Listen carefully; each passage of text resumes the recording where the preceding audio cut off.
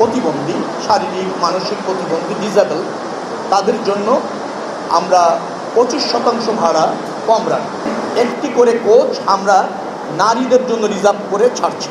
যে সার্ভিস আছে সেই সার্ভিসের যাত্রীদের যে ভাড়া, সেই ভাড়া 25-এর ঊর্ধ্বে যাদের বয়স তাদের জন্য, এবং যারা 65-র ঊর্ধ্বে যাদের বয়স 65 তাদের জন্য, এবং যারা প্রতিবন্ধী, শারীরিক মানসিক প্রতিবন্ধী, ডিসেবল, তাদের জন্য আমরা 25% ভাড়া কম রাখি।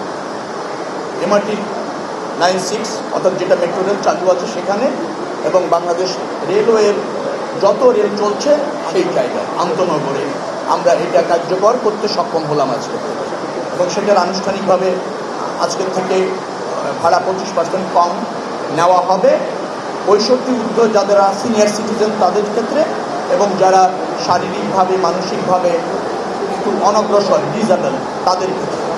এই একই জিনিস স্টুডেন্টদের ক্ষেত্রেও কার্যকর হবে, কিন্তু অল্প সময়ের কারণে আমরা ছাত্রদের জন্য সেটা করতে পারিনি।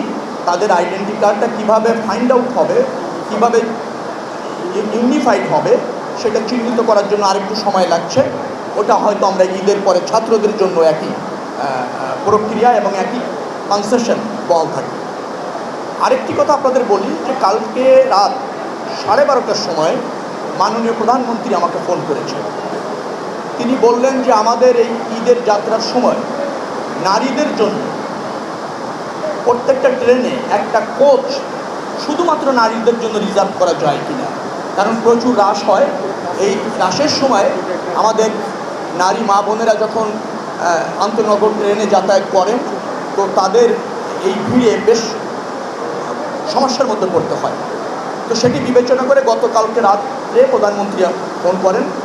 আমি ওই রাত্রেই রেল সচিবের সাথে কথা বলি।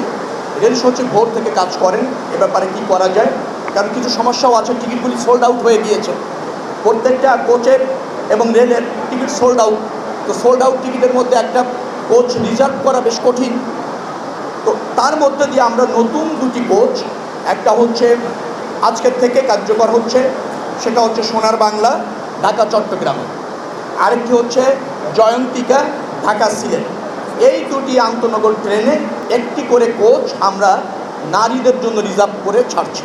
ঈদের আগ পর্যন্ত এই যে 3 দিন এটা নারীদের জন্য রিজার্ভ থাকবে। নারীরা শুধুমাত্র নারীরা ওই কোচটিতে বসার বা যাওয়ার সুযোগ পাবেন, অন্য কোনো পুরুষ সেই কোচে ওই কোচটিতে যাবেন না।